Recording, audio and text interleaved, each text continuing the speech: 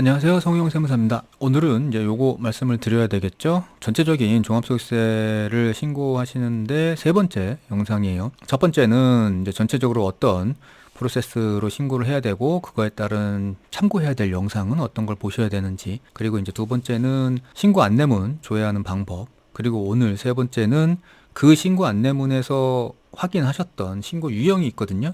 그래서 그 신고 유형에 따라서 어떤 식으로 신고를 할 건지를 결정하셔야 돼요. 그래서 이제 그 결정에 대한 말씀을 드릴 건데, 이거를 이제 여러 번 종합소득세 신고를 해보셨던 분은 익히 알고 계시죠. 그러니까 본인이 어떻게 신고를 해야 되는지 익히 알고 계신데, 종합세세 신고를 처음 하시거나 아니면 이제 한두 번 해보신 분들 같은 경우에는 아직도 헷갈리시죠. 그래서 이제 본인이 신고 안내문을 조회하고 거기서 확인한 신고 유형을 가지고 어떻게 신고를 해야 되는지를 이제 여기서 말씀을 드릴 거예요. 자, 여기서 보시면 이게 이제 종합소득세 신고할 때 그 유형이거든요. 그리고 이제 유형에 대한 얘기가 왼쪽에 있고, 그리고 그 유형에 따라서 신고를 어떤 식으로 해야 될 건지에 대해서가 나와요. 그러니까 기장하고 경비율 뭐 이렇게 표시가 돼 있죠. 요건 뒤에서 말씀을 드릴게요. 작년까지만 해도 신고 안내문의 유형이 이렇게 알파벳으로 정해져서 나왔었거든요. 근데 이제 올해부터는 이렇게 한글로 표시를 해서 나오는 것 같아요. 그래서 이제 첫 번째 시간에도 말씀드렸다시피 우리가 보통 이 영상을 참고해서 시청을 하고 계시는 분들은 대부분 여기에 포함이 되실 거예요.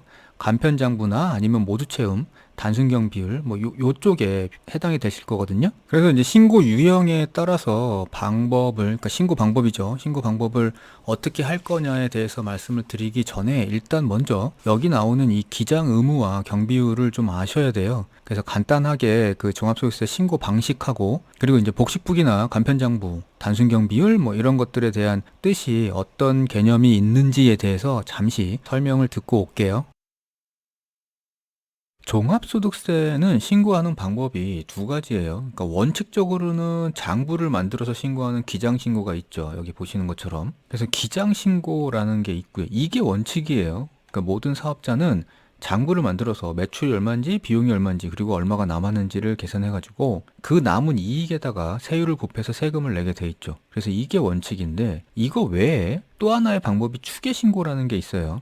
그러니까 기장을 하지 않고 장부가 없는 상태에서 매출만 알게 되면 그 중에 뭐 예를 들어서 80%, 70%는 아마 경비일 거야, 니네 업종은. 그래서 그거는 경비로 인정해주고 나머지만 세금을 내. 이게 추계신고거든요. 그러니까 그래서 추정을 해가지고 계산을 한다는 의미예요. 추계신고는. 이렇게 기장신고를 하는 경우가 있고 추계신고를 하는 경우가 있어요. 그리고 이제 기장 신고를 할 때는 장부를 만들어야 되는데, 그 장부는 이제 두 가지로 나뉘어요. 하나는 복식부기. 이 복식부기라는 건 우리가 흔히 얘기하는 회계를 생각하시면 돼요. 이거 어려워요. 뭐 설명을 하루 이틀 안에 할 수도 있는 것도 아니고 되게 어려운 개념입니다. 그러다 보니 기장 신고는 해야 되는데, 이렇게 어려운 복식부기 회계를 어떻게 하냐 우리가 해서 만들어낸 게 이제 간편장부라는 거죠. 그러니까 장부는 장부인데 거의 뭐 현금 출납장 정도? 가계부 정도를 쓸 줄 아시는 분들이라면 충분히 만들 수 있는 간편장부라는 걸 만들어냈어요. 국세청이 이제 영세 사업자들을 위해서. 그래서 기장 신고를 하는 경우에는 복식부기나 간편장부 이렇게 두 가지 방법이 있다라는 거 하나 하고요. 그 다음에 이제 추계신고도 단순 경비율, 기준 경비율이라는 경비율을 가지고 하게 되겠죠. 이 경비율이라는 건 이 경비율에 속한 건 무조건 경비로 인정을 해준다는 거예요. 그래서 예를 들어 가지고 단순 경비율이 80%다 그러면 수익 금액이 3천만 원일 경우 이 중에 80%인 2,400만 원은 무조건 비용으로 빼주고 나머지 600만 원만 니네 이익으로 해서 소득세 내면 돼. 요런 말이에요. 근데 요것도 기준 경비율이라는 게 있고 단순 경비율이라는 게 있어요.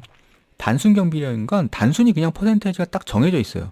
80%, 70% 이렇게 정해져 있는 거고, 기준 경비라는 건 주요한 경비, 그러니까 재화를 매입했거나 인건비를 지출했거나 혹은 사업장에 임차료를 지출했거나 하는 경우에는 니네가 입증해, 증빙으로. 그리고 나머지의 뭐 기타 짜잘한 경비는 그냥 인정을 해줄게. 그래서 요건 뭐 한 20%만 하자. 그래서 기준 경비율이 만약에 20%다 그러면 여기에 주요 경비들은 인정이 안 되고 나머지 20%만 경비로 인정이 되는 거죠.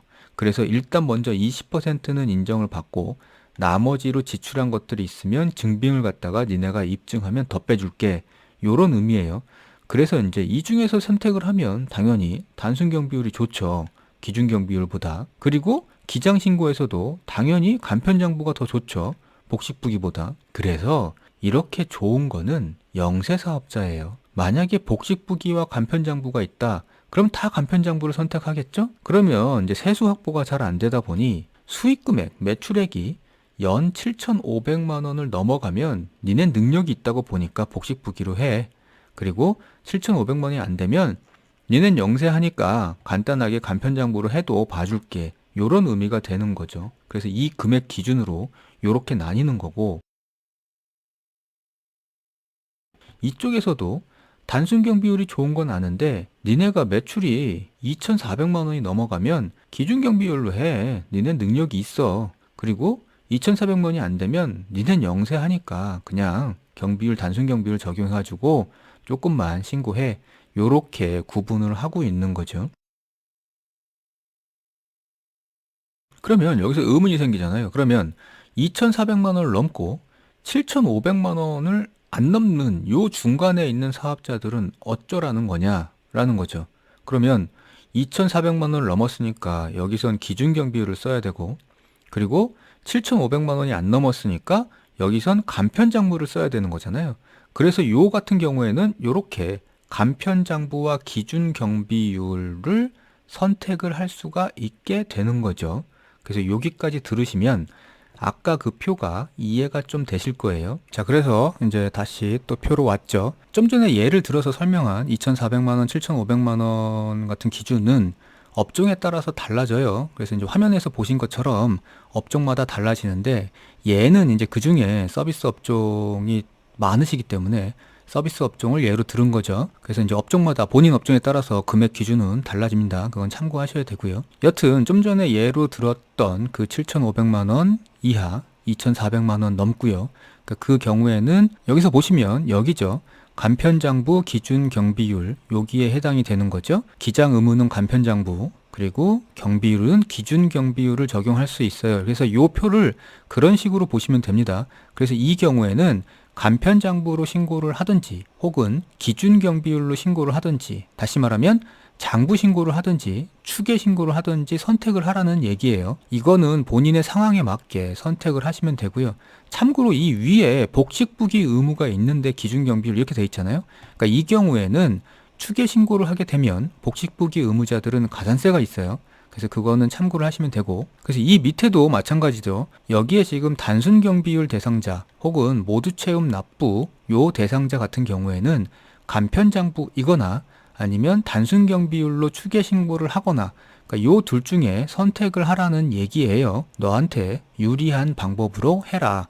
뭐 요런 뜻이니까 참고하시면 되고요. 그래서 이제 다시 표를 전체적으로 보게 되면 뭐 이런 유형별로 돼 있어요. 이런 유형들 중에 우리가 보통은 지금 여기에 많이들 속해 계실 거예요. 이 성실신고 확인 대상부터 밑에 이제 성실신고 사전 안내 뭐 이런 유형까지 속한 경우가 많으실 거고, 실제로 지금 뭐 시청하시고 계시는 분들도 여기에 속해 계시겠죠. 이게 이제 사업자니까.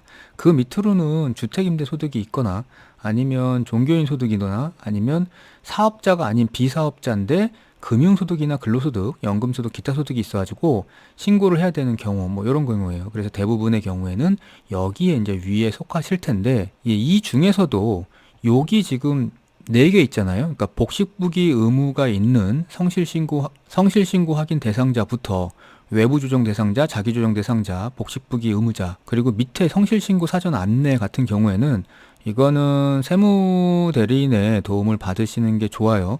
일단 성실신고 확인 대상자는 세무사가 확인을 해줘야 되는 거고, 그리고 외부 조정도 역시 이 외부는 세무사를 의미해요. 그 다음에 자기조정 같은 경우에도 뭐 자기가 할 수가 있는데 본인이 스스로, 이건 이제 복식부기를 알고 계셔야 할 수 있는 부분이니까 사업자 스스로 하시기에는 좀 무리가 있어 보이고요. 그거 이제 복식부기 의무자도 마찬가지고, 그리고 밑에 이제 성실신고 사전 안내를 받으셨다 그러면 반드시 그 세무사하고 상담을 좀 받아보셔야 돼요. 이건 좀 문제가 있어 보이는 경우니까 자, 그 다음 이제 여기 네모 안에 있는 이 유형들이 지금 주로 제가 설명을 앞으로 드려야 되는 유형들이에요. 여기서 보시면 간편장부, 그다음에 단순경비율, 모두체험 요런 유형들이 스스로 종합소득세 신고를 하실 수 있는 범위 안에 있는 유형이죠. 그러니까 이 유형을 벗어나는 다른 유형들은 개인적으로는 뭐 셀프로 신고하시는 거를 추천드리지 않고요. 그러니까 요 유형 안에 들어오신다 그러면 하실 수 있으니까 도전해 보시는 게 좋을 것 같고요. 그러니까 요 유형들 중에서는 지금 제일 위에 보시면 간편장부 기준지정 비율이 있어요. 이 셀프로 신고하실 수 있는 그 유형들 중에서는 가장 난이도가 그래도 좀 있죠. 왜냐하면 여기 이제 간편장부를 작성해야 되니까 요 간편장부가 또 말이 장부다 보니 좀 어려워하시는 부분들이 있어서 난이도가 그나마 좀 있죠. 그래서 여기 지금 간편장부로 신고를 하시려고 하시는 분들은 일단 먼저 간편장부를 작성하는 방법에 대한 공부를 잠깐 좀 하셔야 돼요. 그래서 그 영상은 이제 별도로 올려드릴 건데 그 영상을 보시고 간편장부를 먼저 만들어 놓으셔야 되니까. 그 다음에 이제 모두체험 단순경비율 쪽은 대부분은 단순경비율로 가세요. 그래서 이제 단순경비율이 아무래도 뭐 7, 80% 정도 되면 비용률이 굉장히 높으니까 단순경비율 선택해서 가시는 경우가 많은데, 뭐 혹시 실제 비용이 매출보다는 더 많이 들었다 뭐 이런 경우도 있잖아요. 그러니까 그런 경우에는 이제 장부를 작성해 가지고 적자를 인정받는 방법 이쪽도 갈 수 있는데, 뭐 대부분의 경우는 단순경비율을 많이 선택하세요. 그리고 이제 참고로 하나 말씀드리면, 모두체험 신고서를 이제 제공을 하잖아요, 국세청이. 근데 뭐 아시겠지만 모두체험 신고서 같은 경우에는 굉장히 편하게 돼 있어요. 편하긴 한데 아셔야 되는 거는 모두체험 신고서가 100% 내 상황을 다 담고 있진 않다는 거죠. 그래서 결론적으로는 제가 모든 체험 신고서로 신고할 때 주의사항에 관련한 영상을 올려놓을 건데, 그거를 보시고 만약에 모두체험 신고서에 납부세액이 나와 있다, 혹은 환급세액이 적다라고 생각이 드시면 이 모두체험 신고서로 그냥 신고하지 마시고 수정하기로 들어가셔가지고 한번 처음부터 끝까지 다시 한번 계산을 해 보시는 게 좋아요. 예를 들어서 인적공제 같은 경우에도 국세청이 내 상황을 다 100% 파악하고 있는 게 아니기 때문에 빼먹고 공제가 들어가 있는 것들이 있을 수 있거든요. 비단 인적공제뿐만 아니라 다른 뭐 소득공제나 세액공제도 마찬가지고요. 그래서 모두체험 신고로 신고하시는 분들 중에 결정세액이 0이 아닌 이상은 한 번쯤은 다시 한번 계산을 해 보시는 걸 추천드립니다. 자, 그래가지고 이렇게 해서 안내문을 확인하시고 그 안내문에 나와 있는 유형에 따라서 신고 방식을 어떻게 잡아야 될 건지에 대해 말씀을 드렸고요. 이제는 이제 본격적으로 각 유형별로 이제 신고하는 방법들을 보고 하시면 됩니다. 자, 오늘 시간 마치겠습니다. 감사합니다.